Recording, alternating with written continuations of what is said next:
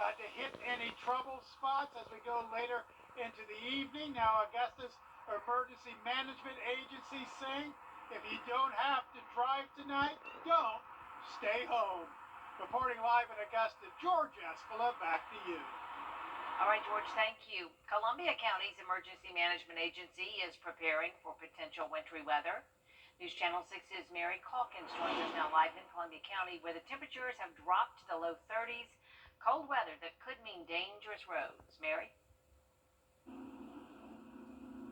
That's right, Jenny. When the temperatures drop this low, that means there's a potential for black ice. And now what that is it's a thin, often invisible layer of ice that will begin to form on roads or on bridges.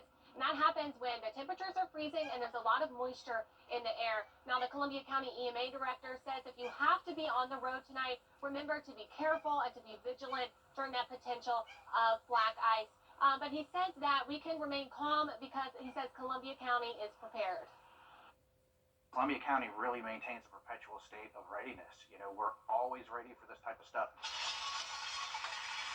That readiness plan includes preparing roads and bridges for ice.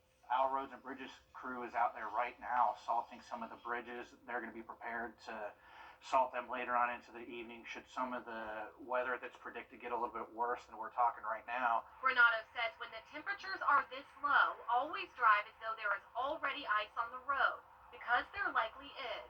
Just slow down, take your time, and make sure that you get wherever you have to get safely. If you don't have to be on the roads, don't be, but I understand that some people do. Just go a little bit slower. We're expecting icy conditions. Some Columbia County residents say road safety is their biggest concern in poor weather.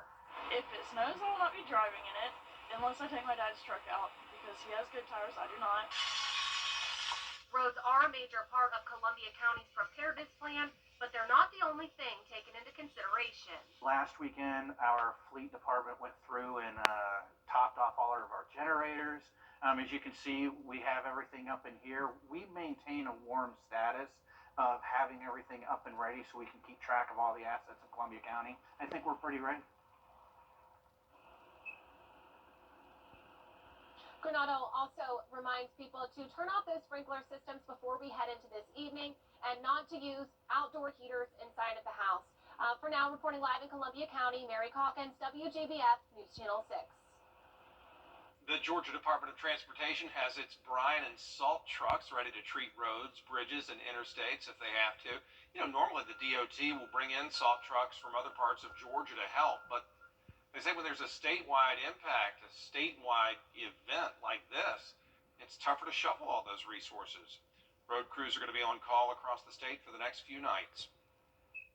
All of our materials, whether that's brine, salt, locked and loaded, running routes, looking for trouble spots. In this case, we don't need a widespread application of materials. It's fortunately not that kind of event, but an event that's certainly going to have our crews back on the road in some capacity. The DOT says the biggest threat is ice on the roads, since it's difficult to see and can easily form in areas that maintain moisture, including bridges. In South Carolina, crews are working to make sure the roads there are safe. Aiken Bureau Chief Sean